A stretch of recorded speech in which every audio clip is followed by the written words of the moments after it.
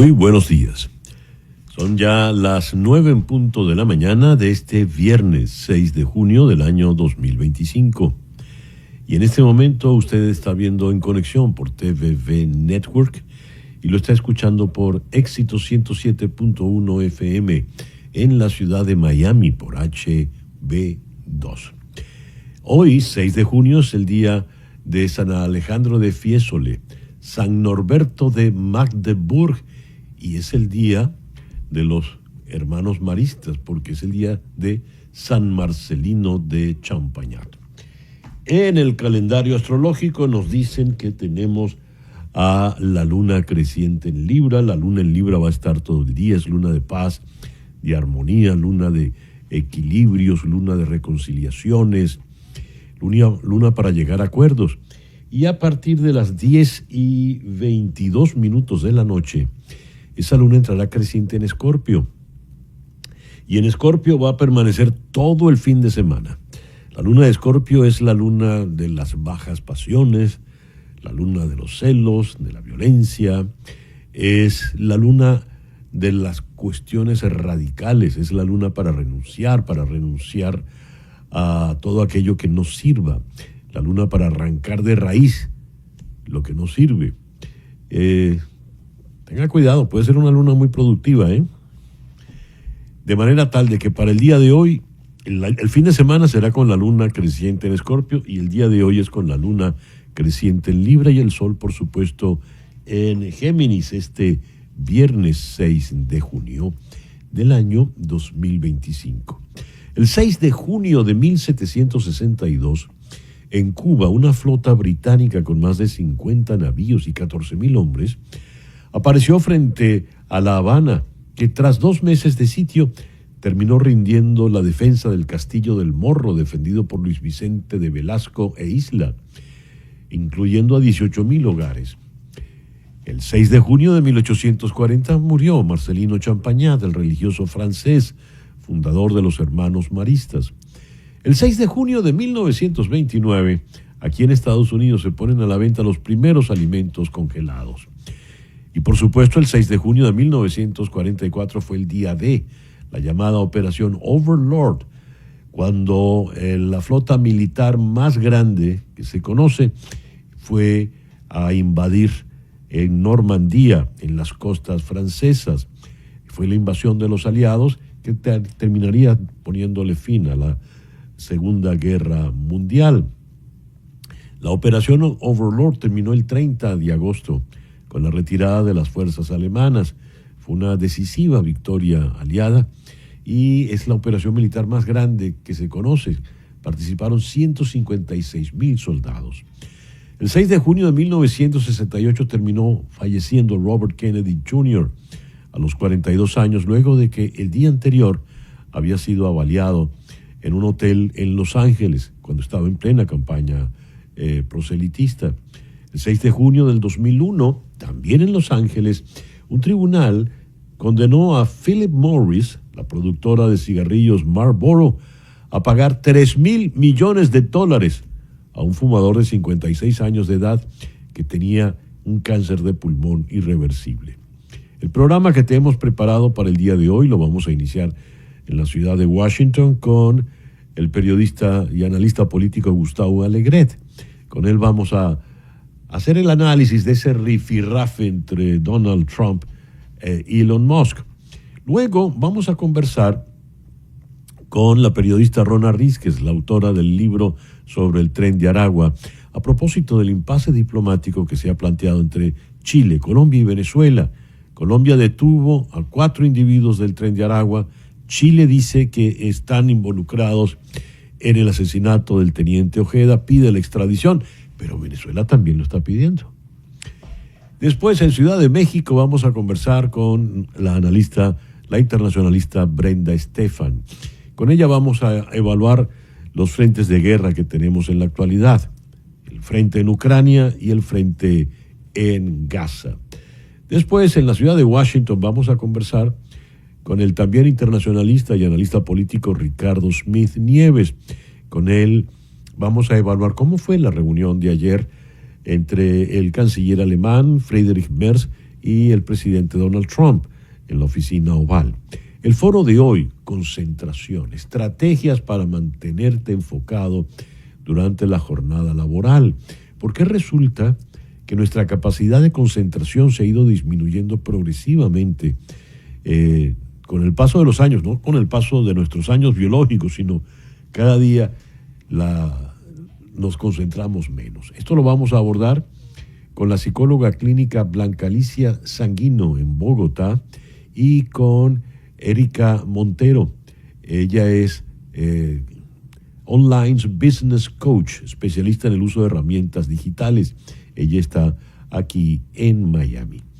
Después vamos a conversar con el profesor Eduardo Gamarra de FIU y con él vamos a abordar la conversación telefónica muy, muy importante que tuvieron ayer Xi Jinping y Donald Trump.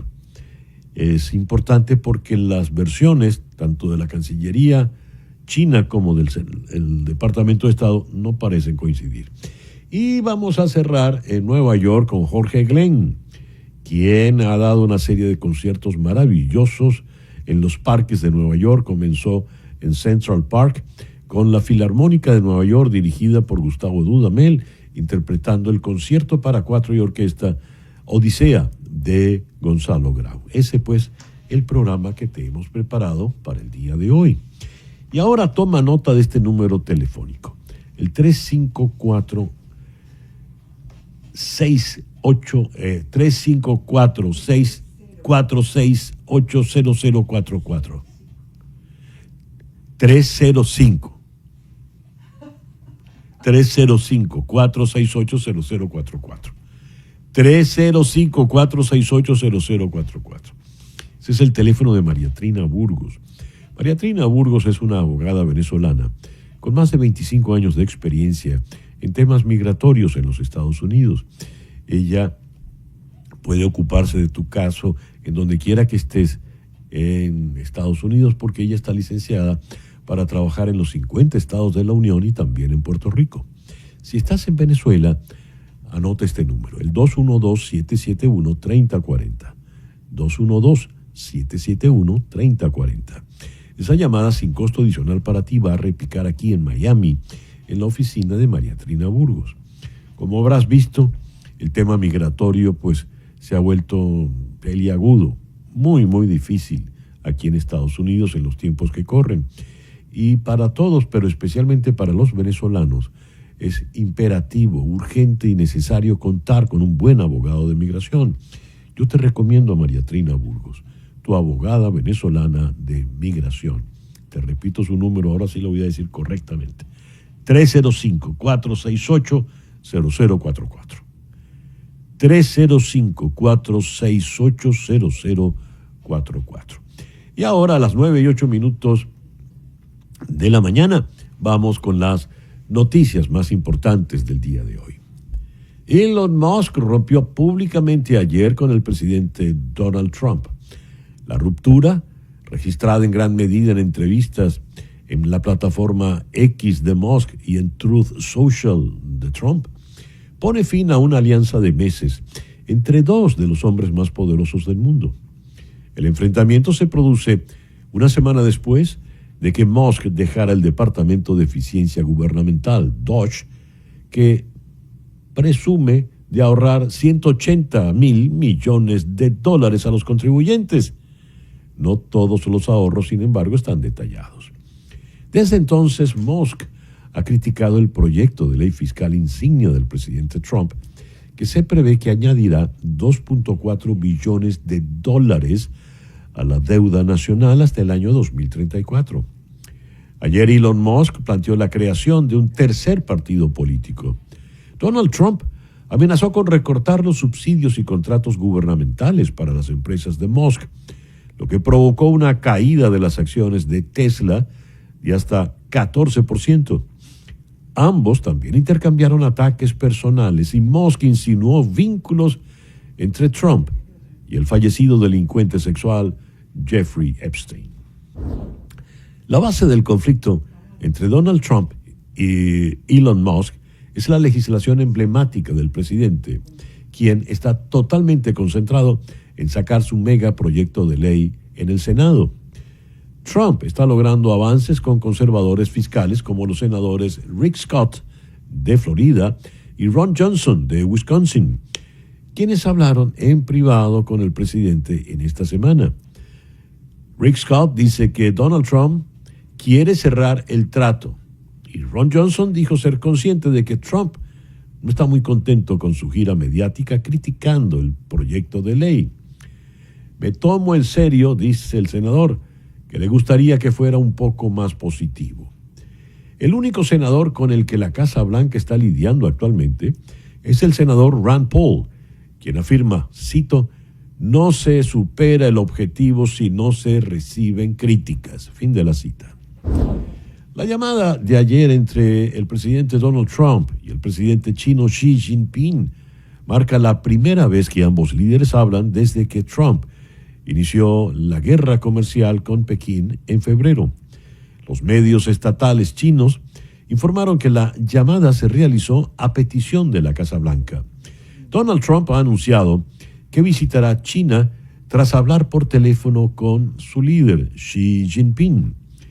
El presidente estadounidense afirmó haber correspondido con una invitación a la Casa Blanca durante la muy buena conversación, aunque ninguna de las partes ha confirmado dicho viaje. Donald Trump escribió en redes sociales que la conversación de hora y media se centró principalmente en el comercio y que había, cito, resultado en una conclusión muy positiva para ambos países. Me invitó a China y yo lo invité a venir. Eso lo dijo textualmente el presidente Trump sobre la llamada con Xi durante su encuentro. Eso lo dijo durante el encuentro con el canciller alemán Friedrich Merz en la oficina Oval. Cito de nuevo a Trump. Ambos aceptamos, así que iré con la primera dama en algún momento a China y espero que él venga aquí con la primera dama de China. Fin de la cita. La versión china de la conversación mencionó la invitación, pero no la recíproca a la Casa Blanca. Según la agencia estatal de noticias china Xinhua, Xi habría dicho a Trump que Estados Unidos debería retirar las medidas negativas que ha tomado contra China, mientras que Trump dijo a los periodistas en la Casa Blanca, le cito, los estudiantes chinos pueden venir, no hay problema. Es un honor recibirlos, francamente, pero queremos controlarlos. Fin de la cita. Inmigración y Control de Aduanas, ICE, realizó la mayor cantidad de arrestos de inmigrantes en un solo día en su historia, deteniendo a más de 2.200 personas, según una fuente familiarizada con los arrestos y un portavoz de ICE que confirmó las cifras. Esto se produce como respuesta de la agencia a la presión de la Casa Blanca para aumentar rápida y drásticamente los arrestos. Cientos de personas arrestadas estaban inscritas en el programa Alternativo a la Detención, ATD, de ICE, según informaron 3 fuentes familiarizadas con los arrestos.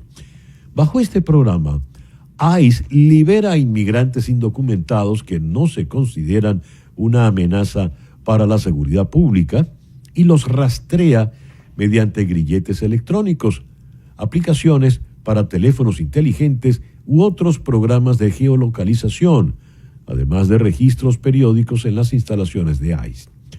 Al menos algunos de los arrestos parecen ser el resultado de una nueva táctica de ICE, a saber, a algunas personas en ATD se les pidió mediante un mensaje de texto masivo enviado por ICE que se presentaran antes de lo previsto para hacer su registro en las oficinas de ICE, solo para ser arrestados tan pronto llegaron. La Corte Suprema facilitó ayer que los empleados de grupos mayoritarios como los trabajadores blancos o heterosexuales presenten las llamadas demandas por discriminación inversa. Los jueces fallaron unánimemente a favor de Marlene Ames, una mujer heterosexual que afirma que se le negó un ascenso en el Departamento de Servicios Juveniles de Ohio y posteriormente fue degradada debido a su orientación sexual. El tribunal anuló una sentencia de un tribunal inferior que exigía a los demandantes de mostrar antecedentes que sugirieran parcialidad y afirmó que todas las demandas amparadas en el título séptimo deben juzgarse con los mismos estándares legales, independientemente de su estatus. Otros fallos previstos para este periodo incluyen casos sobre ciudadanía por nacimiento, derechos de las personas transgénero y múltiples impugnaciones por discriminación. Rusia golpea a Ucrania con un ataque a gran escala días después de la Operación Telaraña. Al menos 4 personas murieron en el ataque en Kiev, según informó el alcalde Vitail Klitschko. También se han reportado víctimas y daños en las ciudades de Ternópil y Lutsk, al oeste de Ucrania. Adicionalmente, las fuerzas rusas lanzaron bombas de alto poder explosivo en el centro de la ciudad de Jersón, al sur de Ucrania, el día de ayer, impactando y destruyendo parcialmente el edificio de la administración estatal regional y dañando varias estructuras circundantes. Mientras, el presidente Donald Trump comparó la guerra entre Rusia y Ucrania con una pelea entre 2 niños en un parque, sugiriendo que sería mejor dejarlos enfrentarse un rato antes de intervenir, dada la profunda animosidad entre ambos. A veces es mejor dejarlos pelear, dijo Trump sobre esta guerra. Israel ha llevado a cabo ataques aéreos en los suburbios del sur de Beirut, afirmando que su objetivo era la fábrica de producción de drones de Hezbollah. El ataque ocurrido anoche, víspera del Eid al-Adha, una de las celebraciones más importantes del Islam, se produjo tras las advertencias de evacuación de varios edificios de la zona donde Hezbollah tiene su base en la capital. No hubo informes iniciales de heridos. Las fuerzas de defensa de Israel afirmaron haber identificado una unidad de Hezbollah que produce miles de drones de forma subterránea financiada por terroristas iraníes. El ataque se produjo a pesar del alto el fuego vigente entre Israel y el grupo armado desde hace 6 meses.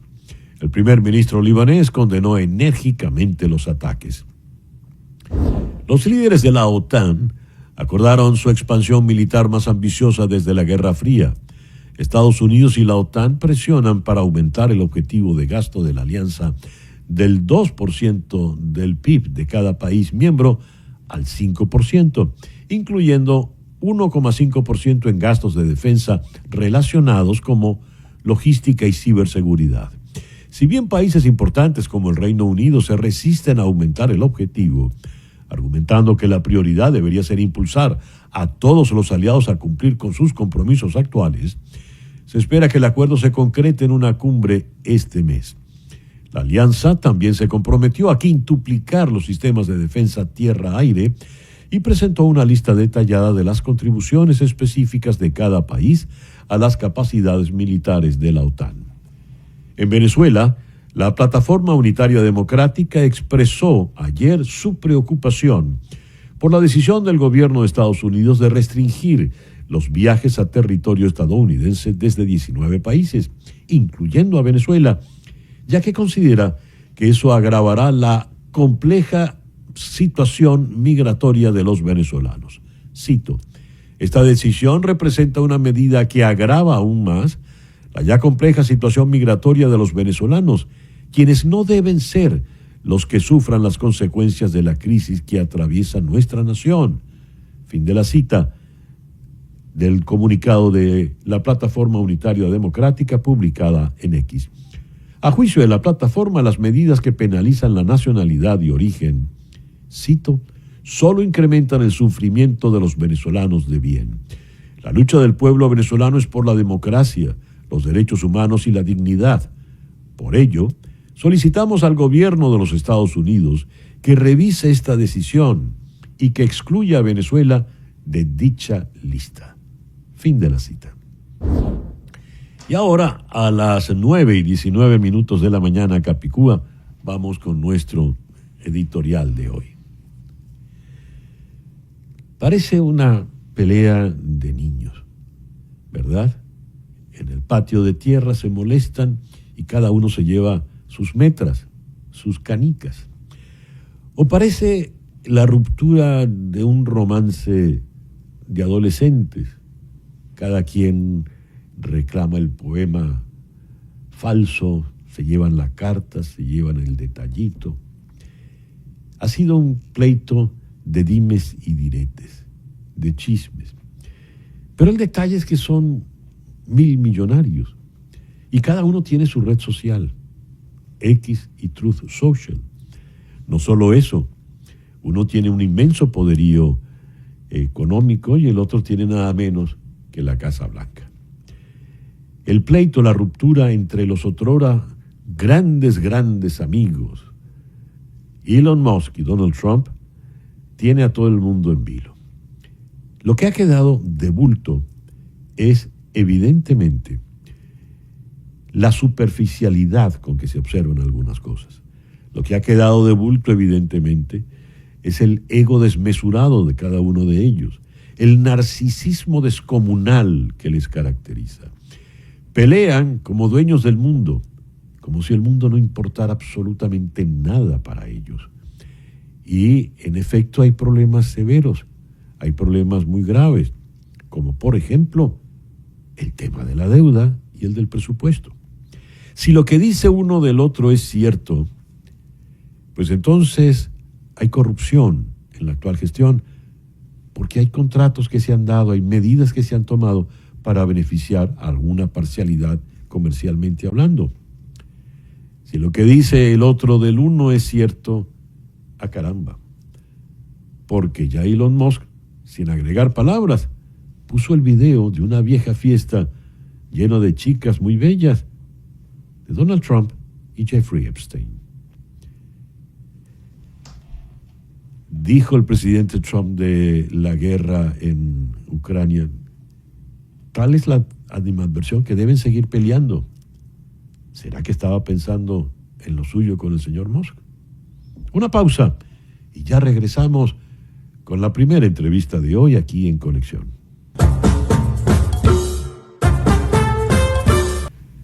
Son las 9:25 de la mañana, hora del este. Luego de nuestro comentario editorial, vamos a la ciudad de Washington para ahondar un poco en este peculiar rifirrafe. Allí está el destacado periodista y analista político Gustavo Alegret. Gustavo, muy buenos días. Gracias por estar con nosotros en la mañana de hoy. Hola, César Miguel, muy buenos días. Un saludo a la audiencia. Eso que contemplamos en el día de ayer, pues creo que es inédito en la Casa Blanca, ¿no? ¿Qué se dice? ¿Qué impresión te mereció ese rifirrafe? Mira, es cierto, es inédito, pero no es sorprendente. Son dos gallos en un mismo gallinero. Son dos líderes muy poderosos. Uno es el hombre más rico del mundo, que no es poco, 400.000 millones de dólares, y el otro es el presidente de Estados Unidos con las ramificaciones que esto tiene.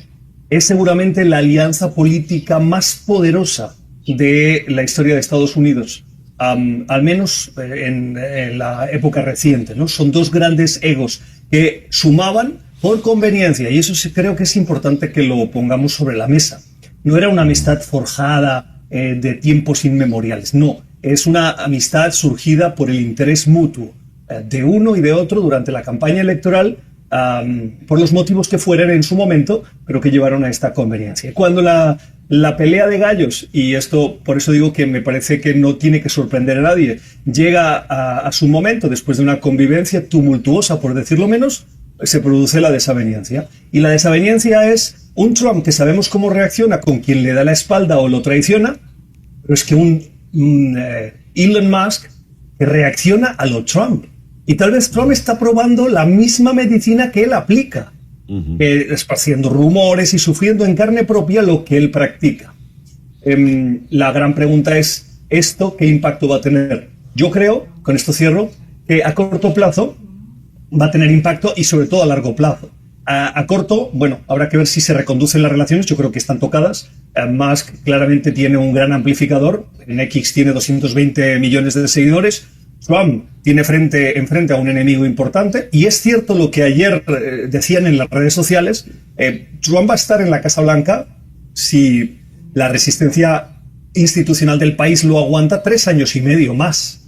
Después no puede teóricamente continuar, a pesar de que él lo ha dicho y que tiene intención de hacerlo, pero no puede. Y Elon Musk tiene 400.000 millones, le puede ir mal, pero tanto como para perder toda su fortuna, yo creo que eso es difícil. Y esos recursos, que son ciertamente ilimitados, la política estadounidense acepta que recursos privados vayan a campañas. Musk ha abierto la puerta a empezar a apoyar a candidatos demócratas para asestarle un golpe político a Trump en las próximas elecciones de medio periodo. Gustavo, dice el señor Musk, sin mí Trump habría perdido las elecciones. Y ahora está dispuesto a apoyar a los que, como acabas de comentar, están en contra del señor Trump. Bien, se está vendiendo, se está presentando como el gran elector, evidentemente en Estados Unidos. Pero ¿qué implica una frase como esa? Sin mí hubiera perdido las elecciones. ¿No amerita una frase como esa alguna investigación política por parte del Congreso? ¿Qué hay detrás de esa frase? Pues a mí me parece que es evidente. O sea, desde que la Corte Suprema autorizó las donaciones ilimitadas a las campañas políticas a través de los super PACs, me parece que es evidente que quien tiene plata tiene capacidad de influencia y quien no tiene es relegado a simplemente el valor de su voto, ¿no? Que puede ser en una población de más de 300 millones de personas que pueden votar, pues muy poco, ¿no?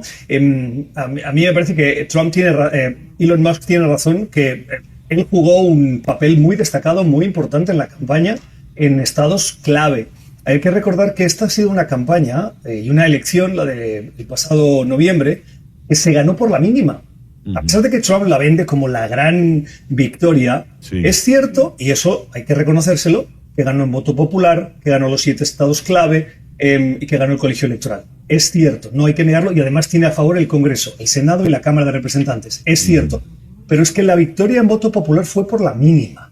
En décadas no había habido una elección tan ajustada. En la Cámara de Representantes, la ley de presupuesto, la ley fiscal que está defendiendo Trump y que es pilar junto con la batalla de los aranceles mundiales de su política económica, se aprobó en la Cámara por un voto y está en riesgo en el Senado cuando tienen mayoría.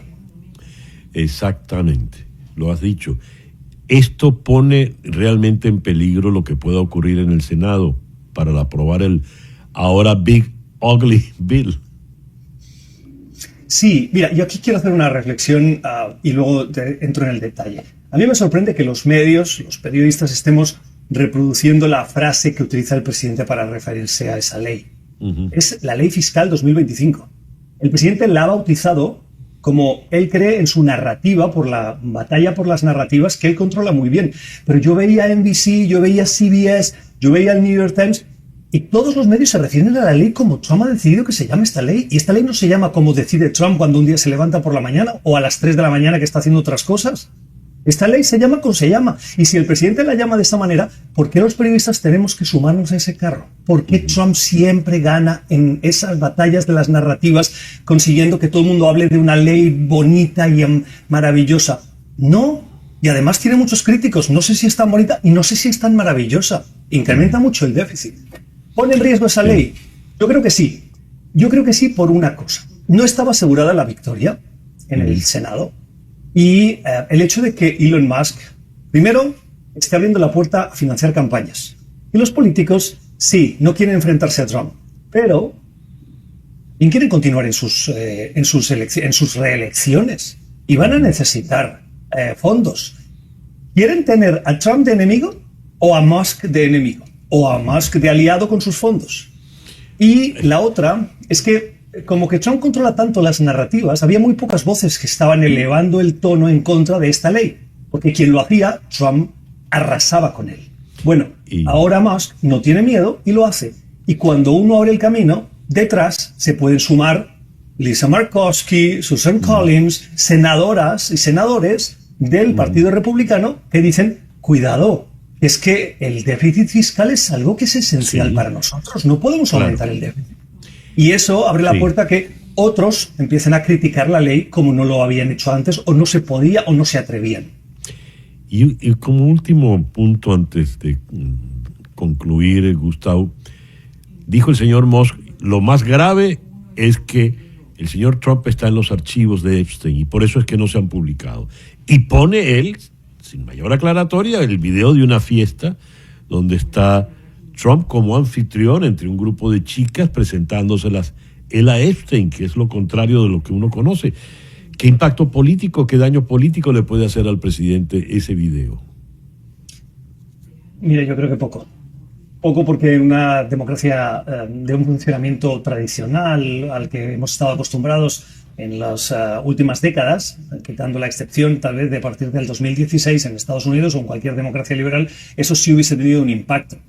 Recordemos que ha habido representantes o senadores que en épocas recientes, anteriores a ese año, por haber publicado una fotografía, recuerdo un representante demócrata de California que en un viaje a Afganistán en el que viajaban con periodistas, apareció en una fotografía de una periodista que estaba durmiendo y el representante se acercaba sigilosamente y como abalanzándose sobre ella en una foto que era como un juego, ¿no? En el que duerme y entonces yo me acerco Bueno, tuvo que dimitir.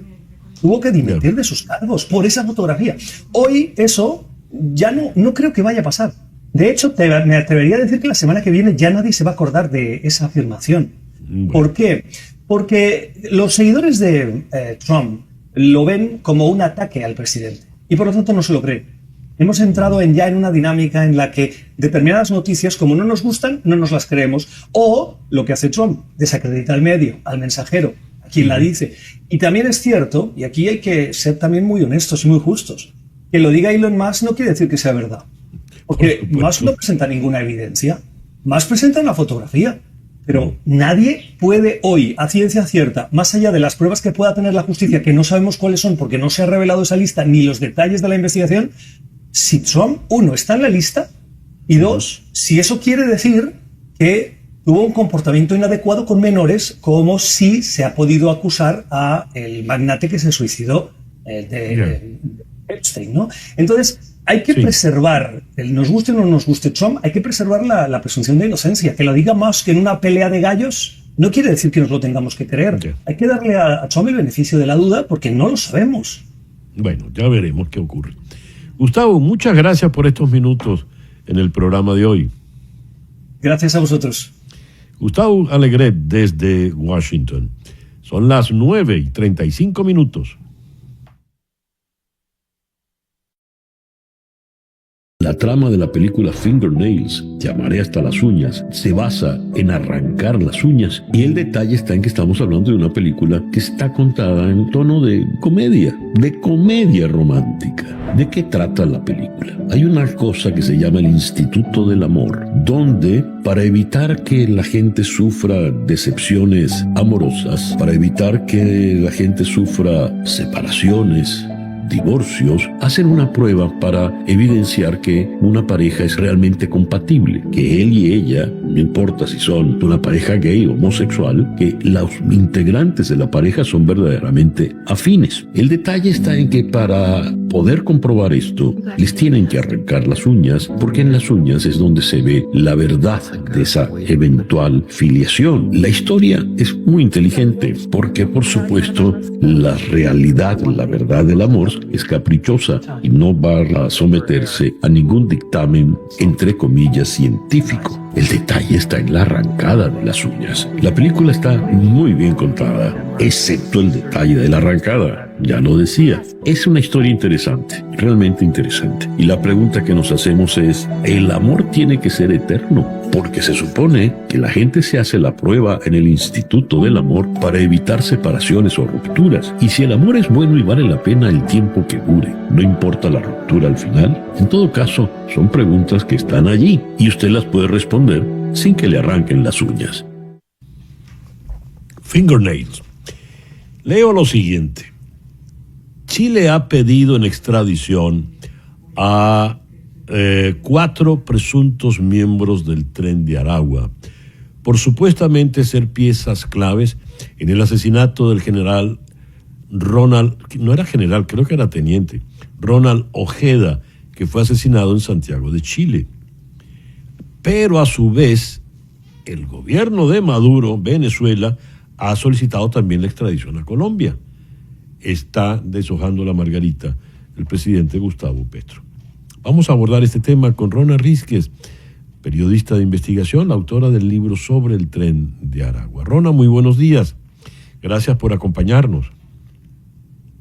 Gracias a ti por la invitación. Un gusto. ¿Quiénes son estos 4 individuos, Rona? Bueno, algunos de ellos están directamente relacionados con el asesinato según la investigación, con el asesinato del teniente Ronald Ojeda en Chile, mientras que otro, por ejemplo, Larry Álvarez, alias Larry Changa, es uno de los fundadores del Tren de Aragua, fue detenido en Colombia y pues hay un proceso en su contra, pero él había estado antes en Chile y estaba siendo investigado y requerido por las autoridades chilenas, si no me equivoco, desde 2022 o principios de 2023. Entonces, una vez que lo detienen en 2024 en Colombia, obviamente Chile solicita su extradición porque tenía una investigación desde hacía ya 1 año o 2 años sobre los delitos de esta persona en Chile. Este es incluso para mí el caso más llamativo porque pues esta persona no estaba requerida por las autoridades venezolanas. De hecho, para los efectos de Venezuela, esta persona ni siquiera se sabía dónde estaba, no había ninguna información sobre esta persona. O sea, es Chile quien comienza a investigar a esta persona e incluso hace en su momento varias solicitudes de información a través de Interpol a Venezuela y nunca le responden esas solicitudes de información. Entonces, en realidad es llamativo que luego ahora se esté pidiendo a esta persona en Venezuela, porque bueno, quien había estado investigando a esta persona, quien tenía unos cuantos años detrás de esta persona, eran las autoridades chilenas. ¿Por qué los detienen en Colombia? Los detienen en Colombia porque algunos de ellos, en el caso de esta persona incluso, se movían en su momento cuando Chile estaba investigando, se había identificado que se movían entre Chile y Colombia. En el caso de esta persona, al parecer incluso por unos nexos familiares con Colombia, o sea, como algo de familias en Colombia o algo así. Y en el caso de los otros, bueno, también son personas que van a refugiarse, que se mueven, que han tenido operaciones criminales en Colombia. Muchos de los miembros del Tren de Aragua han ido rotando por algunos de los países donde tenían o han tenido operaciones en este grupo, como Chile, Colombia, Perú, Ecuador. Entonces es muy común que puedas ver que alguno haya sido detenido en Colombia y haya estado antes en Chile. Además, hay que decir algo muy interesante, ¿no? Y es que justamente Colombia y Chile son 2 de los países que han trabajado más, digamos, yo diría que muy, muy fuertemente y con mucha seriedad en la investigación y detención de los miembros del Tren de Aragua. Entonces, y además incluso en alianza, ¿no? En cooperación. Estamos hablando de 3, entre comillas, presidentes de izquierda, 3 gobiernos de izquierda. Lo pongo entre comillas porque ya esas definiciones están muy, muy extrañas, ¿no? Sí. Pero Gustavo Petro va, como dije en la introducción, a deshojar la margarita. ¿Se lo doy a Boric o se lo doy a Maduro? Uno sospecha que si se los entrega a Chile, va a haber en Chile un juicio, porque Chile, el gobierno chileno ha levantado esa causa. Pero ¿qué pasaría si estos 4 individuos van a Venezuela? Bueno, lo primero es que yo creo que la decisión no debería ser formal y legalmente del presidente Petro. La decisión es del Tribunal o de la Corte Suprema colombiana. Es allí donde debe estar y se supone que si hay independencia de poderes es de allí de donde debe salir esa decisión. Y que no pase lo que ya habíamos visto que pasó con un gobierno que no era de izquierda y que pues era un gobierno que fue considerado por muchos promotor de la paz, etcétera, como el gobierno de Juan Manuel Santos, donde hubo unos antecedentes bastante extraños y polémicos y hasta pues un poco, no sé si llamarlo poco éticos, sobre el tema de las tradiciones. Y uno de los casos fue el caso de Loren Salet y otro de los casos fue el caso de Walid Macle, por ejemplo. Entonces, creo que en este caso, en realidad lo importante sería que la decisión fuera de la Corte Suprema colombiana y no del presidente Petro. Y de ser así, todo debería ir por el camino legal. Y el camino legal es que estas personas fueron solicitadas en extradición por Chile, cometieron delitos en Chile, estaban requeridas por las autoridades chilenas, es decir, deberían ser enviadas a Chile. Porque, ¿cuál es el tema en este caso? Bueno, son personas que están involucradas en delitos en este país que pueden ayudar con su traslado a este país a esclarecer algunos casos, uno de ellos, el homicidio por encargo del teniente Ronald Ojeda. Entonces son unos casos clave son unos casos determinantes desde el punto de vista criminal. Incluso este caso, Ronald Ojeda, el Chile lo llevó a la Corte Penal Internacional. Entonces, en realidad, que estas personas sean enviadas a Chile es muy importante.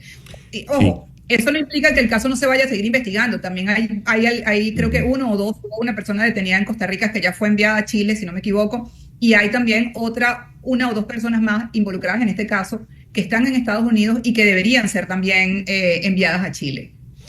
Rona, el detalle está en que el gobierno chileno ha acusado directamente al gobierno venezolano, es decir, y ha dicho, puso el nombre de Diosdado Cabello por delante, señalando que prácticamente fue el que contrató, es el autor intelectual del asesinato, porque habría buscado al Tren de Aragua como se busca un sicario, ¿verdad?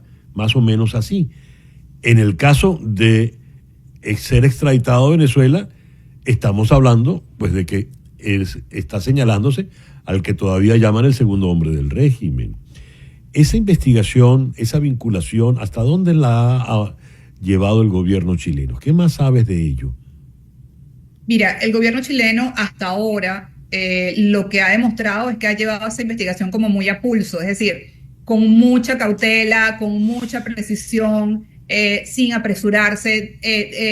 Por decirte algo, incluso hay una investigación periodística de Caracol que justamente es la que saca a relucir esta situación de posible disputa entre gobiernos por la extradición de estas personas. Esta investigación de Caracol que salió el año pasado, si no me equivoco, muestra cómo ya denunciaba toda esta componente en el asesinato de Ronald Ojeda, o sea, muy rápidamente, era como, se sabía muy rápidamente más o menos por dónde iban los tiros, por decirlo de alguna manera coloquial.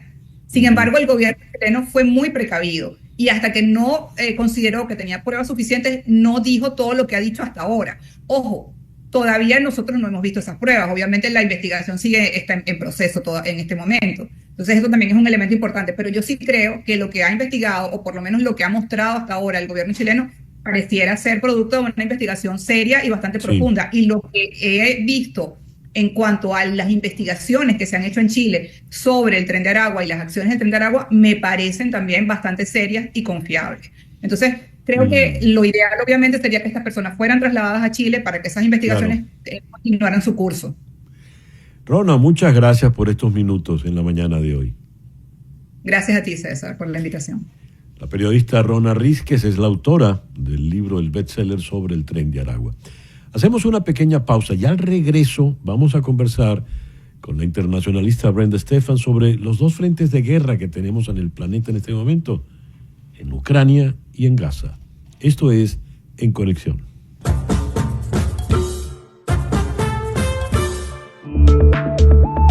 Una pausa y regresamos con César Miguel Rondón. En Conexión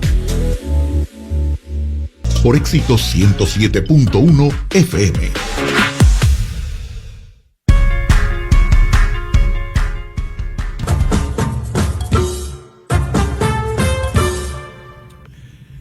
Son las 9:49 de la mañana, acá Picúa. Vamos ahora a Ciudad de México, donde está la destacada internacionalista y analista política Brenda Stephan. Brenda, ¿cómo estás? Muy buenos días, muchas gracias por atendernos. Muy buenos días, César Miguel, un gusto estar en tu programa. Brenda, el presidente Donald Trump, cuando estaba en campaña electoral, llegó a decir que cuando él fuese presidente, la guerra en Ucrania se acababa en un día. Y que si él hubiese sido presidente, ni siquiera llegaba a producirse la guerra. Bueno, ya tiene más de 4 meses en la Casa Blanca. La guerra no solo continúa, sino que ayer dijo, creo que es bueno que sigan peleando por un rato más, dada la enemistad, la animadversión que se tienen. Tuvo una conversación con el señor Vladimir Putin y al parecer no logró convencerlo. ¿Cuál es el rol real que ha tenido el presidente Trump en el conflicto? ¿Qué puede hacer realmente? ¿Y cómo está la situación de la guerra ahora que han ido, por lo visto, a estrategias cada vez más sofisticadas?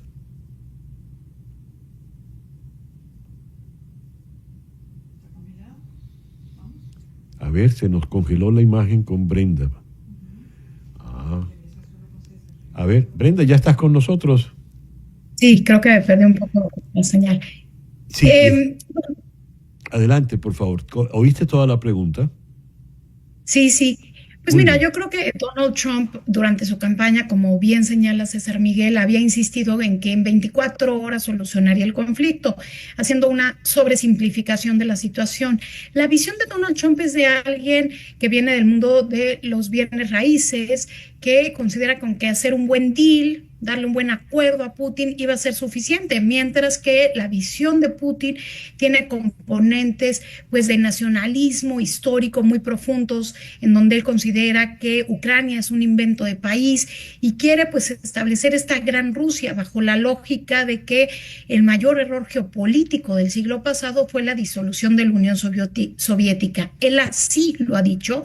No significa que quiera regresar a la Unión Soviética, pero sí a una gran Rusia que tenga poder a nivel global. Y pues claramente no ha habido avances en las negociaciones. Estas dos reuniones que se llevaron a cabo en Estambul en días recientes, pues no tuvieron un importante alcance más allá del intercambio de prisioneros. Y por el contrario, pues Ucrania sorprendió este fin de semana con la famosa Operación Telaraña, en la cual con drones encubiertos, pues pudo atacar bases aéreas rusas y pues acabar con, de acuerdo a Kiev, 41 bombarderos rusos, lo que cerca de una tercera parte de este tipo de aviones que pues son lanzamisiles e incluso pueden llevar carga nuclear que tiene el ejército ruso. Y pues la llamada de Trump con Putin del día miércoles pues termina en una declaración de Trump en donde él dice, bueno, fue una llamada positiva, pero no estamos cerca de una paz. La paz no es inminente, por lo pronto reconoce el presidente estadounidense que no estamos cerca de un acuerdo que pueda traer ni siquiera una tregua entre estos dos países. A ver, dado esta situación, ¿a dónde va la guerra? ¿Qué puede ocurrir con la guerra? Porque no van a ceder, por lo visto, ni Zelensky ni Putin. Sí, por lo pronto habrá una prolongación de esta guerra. Desde luego, Zelensky, Ucrania, no quiere ceder territorios y por otro lado Rusia ha considerado que en la medida en que se alargue esta guerra, que dure más tiempo, pues tiene más posibilidades de avanzar. Este miércoles una delegación ucraniana estuvo en Washington e informó al gobierno de Estados Unidos que de acuerdo a su inteligencia tienen conocimiento de que Rusia busca avanzar en el 2026 para bloquear el acceso de Ucrania al Mar Negro. Es decir, para Rusia, la lógica es que entre más tiempo pase y puedan continuar avanzando, aunque han avanzado muy lento, hay que decirlo, digamos, si comparamos con otras guerras, incluso comparada con la Primera Guerra Mundial, los avances que tiene Rusia en el terreno son semanas para avanzar unos cientos de metros, ¿no? Sí. Pero considera que sigue avanzando y que no es momento de capitular porque quiere una victoria total en la guerra en Ucrania. Sin embargo, lo que sucedió este fin de semana con los ataques a los bombarderos, pues pone un elemento en la ecuación en el que creo que el mensaje también que busca mandar Ucrania a Rusia es no necesariamente la prolongación de este conflicto los va a llevar a ustedes a un triunfo. Brenda, y en el otro frente abierto que es Gaza, el rol del presidente Trump desde querer convertir a Gaza en una suerte de riviera para el turismo de lujo, ha recriminado al señor Netanyahu y allí ha quedado también, por lo visto, muy mal, ha quedado muy por fuera. ¿Cómo ves ese conflicto? Pues mira, llama la atención que durante la campaña había muchas personas que decían es que necesitamos que llegue Trump para que haya paz en el mundo. Y por aquí en tu espacio, César Miguel, tú y yo comentamos que no, que esto no iba a suceder, que el hecho de que llegara Trump a la Casa Blanca no traería la paz, porque él en todo caso es un deal maker y no un peacemaker, ¿no? Un hacedor de negocios, un hacedor de acuerdos, pero no un hacedor de paz, porque para eso se necesita una comprensión mucho más profunda de las condiciones que llevan a una guerra, para poder llevar a las partes a un diálogo y finalmente una paz que sea más allá de una tregua de unos cuantos días, sino una paz duradera. Es lo mismo que sucede en Medio Oriente. Las posiciones de Trump pues son de muy radicales, incluso algunos israelíes han visto pues con sorpresa y hasta con preocupación estas declaraciones de Trump de limpiar, de convertirse en el dueño de Gaza, pero quitando a toda la población gazati de ahí, pues porque esto desde luego está en contra de pues toda la ley internacional y desde luego tiene implicaciones humanitarias muy fuertes.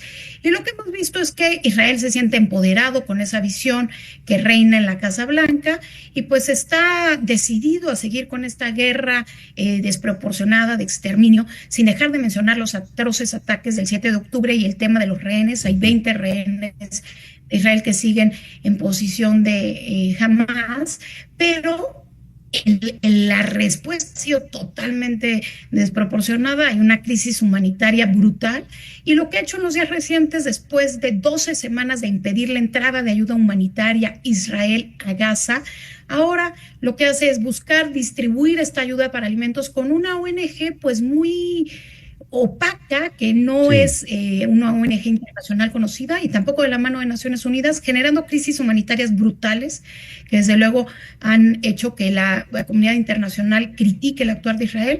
Sin embargo, pues tampoco la comunidad internacional ha logrado parar este desastre. Brenda, muchísimas gracias por estos minutos en la mañana de hoy. Gracias a ti, César Miguel, como siempre, por la invitación. Un gusto haber estado en tu programa. Brenda Estefan, desde Ciudad de México. Leo lo siguiente.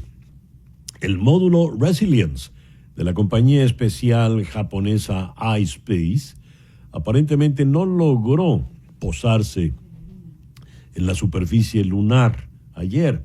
El módulo se acercó a su destino previsto, Mare Frigoris, o Mar de Frío, una región relativamente plana en la cima de la Luna. Sin embargo, los controladores de la misión no pudieron establecer contacto en el momento del aterrizaje y creen que el módulo se estrelló contra la superficie nuclear. Este era el segundo intento de la empresa de alunizar con éxito en el satélite.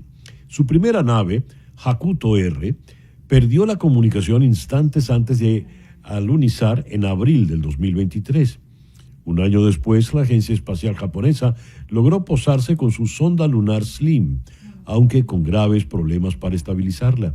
Esto hace que por ahora solo 5 países hayan conseguido llegar al satélite: Estados Unidos, la Unión Soviética, China, India y Japón.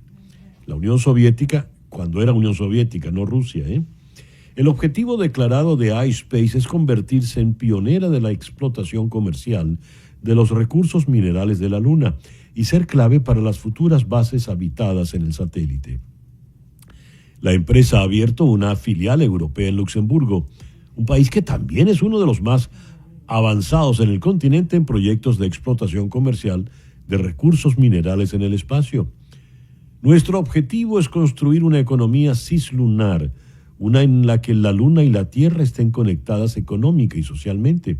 Consideramos que el éxito del alunizaje es solo un peldaño hacia ese objetivo, dijo Takeshi Hakamada, director ejecutivo de la compañía. El rover europeo es un pequeño vehículo de 5 kilos y 4 ruedas que usaría una pala robótica para recoger regolito lunar y entregárselo a la NASA para su estudio. El reloj nos dice que son las 9:59 de la mañana. Capicúa. Ayer, mientras el presidente hablaba de la guerra en Ucrania, mientras declaraba sobre Elon Musk y le ripostaba sus señalamientos, la situación era un poco incómoda porque todo esto era delante del canciller alemán Friedrich Merz, quien estaba en visita oficial en la oficina oval. ¿Qué se logró en esa reunión? ¿Qué salió en concreto de ello? Vamos a Washington, allí está el internacionalista Ricardo Smith Nieves. Ricardo, muy buenos días, muchas gracias por atendernos. ¿Qué tal? Buenos días, César Miguel, un gusto estar con ustedes. ¿Qué balance se puede hacer de la reunión entre el alemán y el presidente Trump? Realmente había bastante en juego para la parte alemana, para el canciller alemán. Primero, la importancia de mantener en un buen campo, en un buen terreno, la relación bilateral. Recordemos que desde aquel discurso que pronuncia J.D. Vance, el vicepresidente, en febrero en el foro de Múnich, que congrega a todos los expertos en materia de seguridad y diplomacia en el mundo, pues los comentarios que hizo sobre la política interior en Alemania, las críticas que emitió hacia cómo se reprimían, de acuerdo con su visión, las voces de la extrema derecha en Alemania, pues generó un poco entre tomadores de decisión en ese país. Y bueno, también otro de los objetivos era mantener canales de comunicación abiertos para mantener las negociaciones en materia comercial entre Estados Unidos y Alemania. Estados Unidos es el principal socio comercial de los alemanes fuera de la Unión Europea. Hay un déficit comercial importante que tiene Estados Unidos con Alemania, sobre todo sostenido por las exportaciones que hacen las automotrices alemanas hacia Estados Unidos. Sabemos que es algo que no le gusta al presidente Trump, también en el sector farmacéutico, y por ello, por ejemplo, Alemania resulta gravemente afectado, como otros países, es el caso de México y Canadá, por estas aranceles al sector automotriz, aranceles al acero, a los productos también de aluminio. Y bueno, para los alemanes es importante mantener esta buena comunicación, también enviar un mensaje de que tienen un líder fuerte, un líder capaz de negociar con Trump. Y recordemos que al menos los momentos que estamos viviendo en la diplomacia resulta muy importante la relación personal que tenga el presidente estadounidense con cada uno de los líderes del mundo. Desde esta perspectiva me parece que fue un triunfo para la Cancillería alemana. Realmente las señales que tuvimos fueron positivas, los comentarios que emitió Trump hacia el canciller alemán fueron también positivos. Se le albergó en Blair House, que es la casa oficial para invitados que tiene la Casa Blanca en Pennsylvania Avenue, lo cual es como un gesto bastante sutil de simpatía. Y bueno, ahora hablemos del ámbito multilateral, que justo escuchando la entrevista de Brenda sabes que pues el tema de Ucrania es bastante importante para la parte alemana. Uno de los objetivos, me parece, de Friedrich Merz es garantizar o al menos recordar a Trump lo importante que es que haya una presión sobre Vladimir Putin, sobre la parte rusa en el conflicto entre Rusia y Ucrania. ¿Por qué? Porque lo que hemos visto en los últimos meses es que más bien Trump considera, de acuerdo con reportes, digamos, periodísticos de los comentarios que hace en privado, pero también declaraciones de él mismo, él considera que uno de los grandes obstáculos para hacer la paz en Ucrania es el presidente ucraniano Volodymyr Zelensky y no tanto Vladimir Putin. De ese sentido, me parece que los alemanes y los europeos buscan recordar que también es momento de presionar a los rusos a sentarse a la mesa de negociación y no realizar demandas que son imposibles de cumplir, como es el hecho de que se reconozca internacionalmente los territorios ocupados. Me llamó la atención, mientras conversabas, pusimos en pantalla un titular del diario El Mundo, el diario madrileño, donde dice: Merz salió ileso de la oficina oval. Esto porque pareciera ya que las comparecencias en la oficina oval, rodeados de asesores, de micrófonos, más sentados en el sofá del lado del presidente, el vicepresidente, el secretario de Estado, pareciera que son ya una suerte de reality show, a ver quién sobrevive, ¿no? El juego del calamar, ¿cómo se llama el festival en Chile, donde van a psiquitrillar a los que cantan? Villa del Mar. Entonces resulta que el señor Merz salió ileso. Pero el señor Merz, más bien, para decirlo taurinamente, parece que colocó un par de banderillas. En una, así es, le comenta, ahí tenemos el detalle, le lleva la partida de nacimiento del abuelo de Trump, que es alemán, una manera de recordarle al señor Trump: usted viene de los emigrantes. ¿Qué trascendencia pudo tener este detalle? ¿Y qué implica para el señor Trump en medio de la discusión tan severa que tenemos en Estados Unidos, donde Trump lleva adelante precisamente el discurso antimigratorio? Sin duda, creo que sí tiene un peso simbólico bastante particular, sobre todo en el ámbito migratorio. Me parece que el gesto de Merz fue más bien encaminado hacia forjar una relación más personal con Donald Trump. Recordemos que también le hace a Trump una invitación desde hace también varias semanas a que visite, se la hizo por teléfono primero, antes de esta visita, a que vaya a Alemania a visitar su, digamos, este pueblo ancestral de la familia Trump. Y me recuerda un poco, también aquí en este espacio lo comentamos, a la invitación tan exitosa que hace el primer ministro de Gran Bretaña, Trump, para que vaya al Palacio de Buckingham, lo cual parece que encantó al presidente estadounidense. Me parece que fue un gesto diplomático que va en este sentido. Y bueno, recordé, sí, yo escuchando los comentarios que da Trump sobre Friedrich Merz, me parece que son positivos. En un momento le llamó que es un líder difícil, pero difícil en un tono positivo. Lo cual, tomando en cuenta el humor del presidente estadounidense, no me parece que sea malo. Y bueno, también otro de los puntos que quería comentarte, César Miguel, es que creo que estuvo bien preparada la reunión. Creo que si bien es cierto que parece ser que los líderes van hacia una boca del lobo en la cual pueden salir ilesos o pueden salir gravemente heridos, yo creo que hubo buena preparación. Número uno, porque este canciller en particular, comparado con Olaf Scholz, él sí tiene una visión de buscar que Europa aumente su gasto en defensa hacia el 5% del PIB, lo cual le encanta a Trump, le encanta decir que gracias a él y gracias a la presión de su Casa Blanca, los europeos van a gastar más. Creo que esto le parece genial. Y bueno, lo segundo también es que durante toda la reunión me parece que en el mismo momento Merz se limitó a hacer pocos comentarios, lo cual resultó también en una estrategia ganadora. Le dice el señor Merz, mañana es el aniversario del Día de la Victoria, es decir, mañana hoy 6 de junio, el día D. Y Trump le dice, pensando que está hablando asumiendo que está hablando con un alemán, le dice, debe ser un día muy ingrato para usted. A lo cual Merz le respondió, no, ahí comenzó la liberación de Alemania del imperio nazi. Del régimen nazi. ¿Cómo se puede interpretar esa salida del presidente Trump? ¿Mera ignorancia? ¿Una torpeza? ¿Una butad? ¿Cómo se puede interpretar?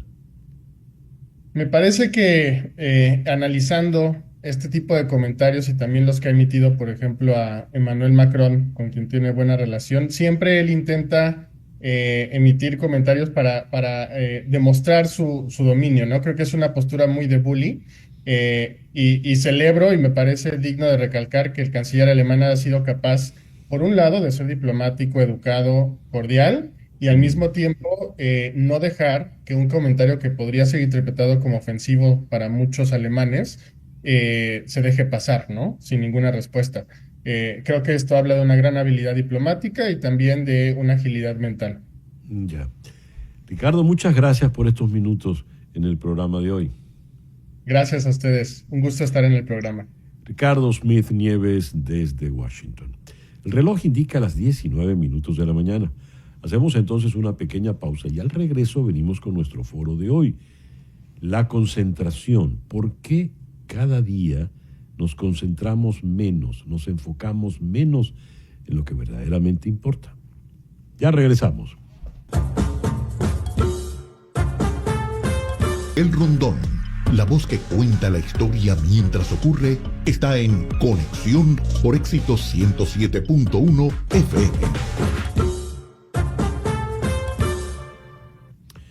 Son las 10:12 minutos, hora del este, aquí en los Estados Unidos. Leo lo siguiente. Nuestra capacidad de atención se está reduciendo como resultado de nuestro ritmo de vida acelerado y la velocidad de comunicación. Internet, especialmente el surgimiento de aplicaciones y plataformas que se aprovechan de nuestro enfoque, ha potenciado esta fuga de atención y no se debe a un defecto personal o a una debilidad individual. La mayoría de estos métodos para llamar la atención son intencionales, están elaboradamente diseñados con el propósito de mantenerte distraído. Cada día nos concentramos menos en lo que debemos concentrarnos. Vamos a hablar de esto. Vamos a contar con Erika Montero.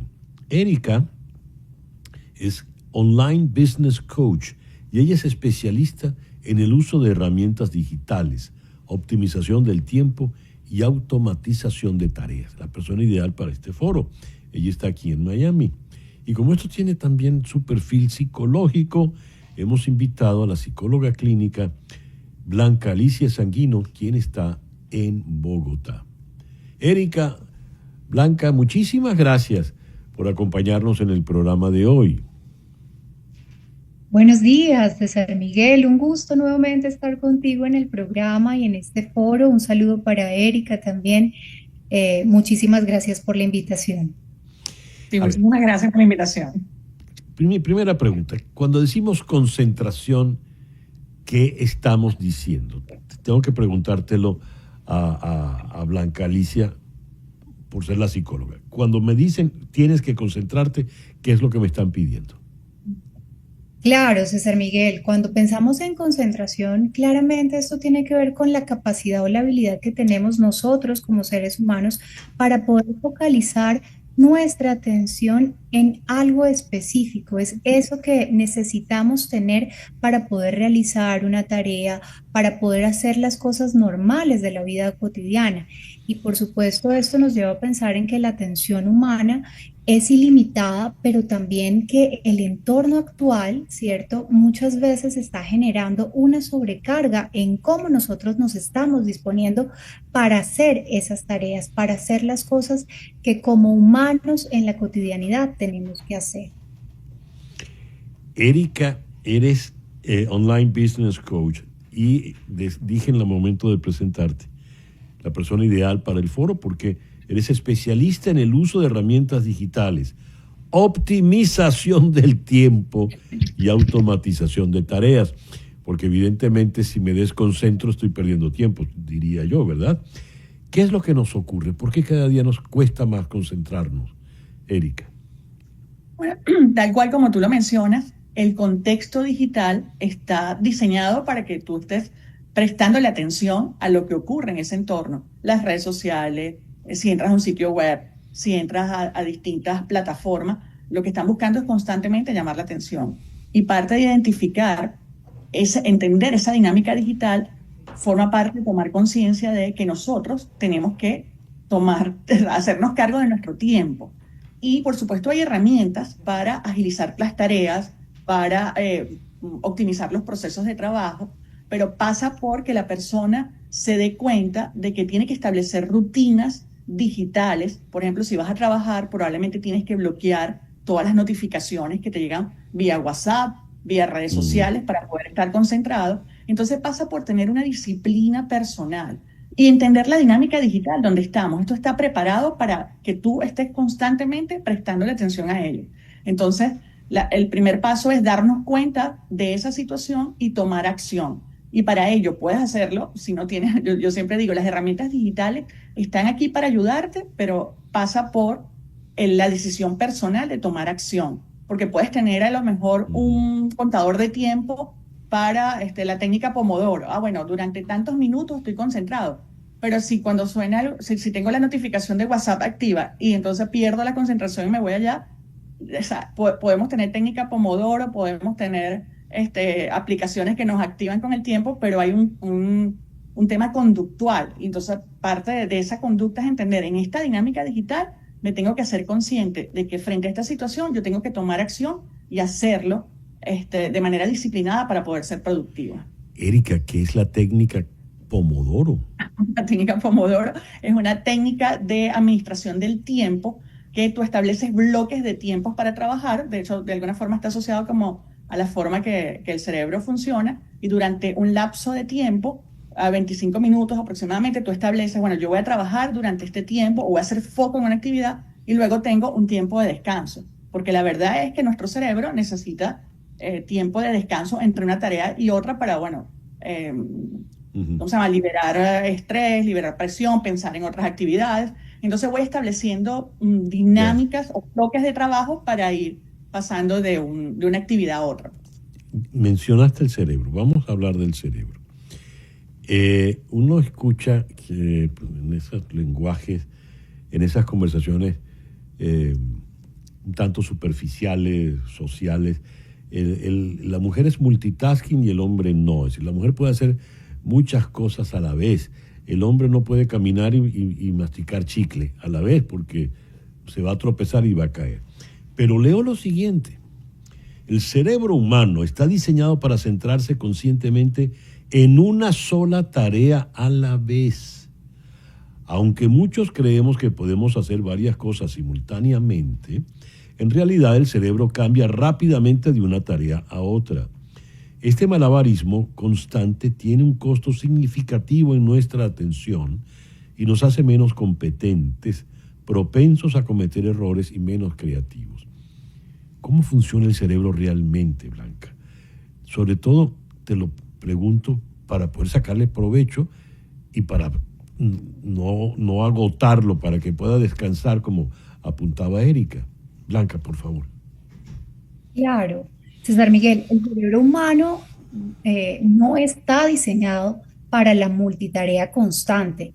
Cambiar de tarea frecuentemente o hacer ese task switching aumenta, por supuesto, la fatiga y reduce la eficiencia de lo que nosotros podemos estar haciendo conscientemente. Entonces, cuando pensamos en cómo nuestra capacidad de concentración se ha visto gravemente afectada en las últimas décadas, no se trata de que como humanos tengamos una falta de voluntad individual, sino que también por mucho estamos siendo sobrecargados. Tenemos una sobrecarga estructural porque, como lo decía Erika, estamos en este momento viviendo en una cultura diseñada para dispersarnos, ¿cierto? Uh-huh.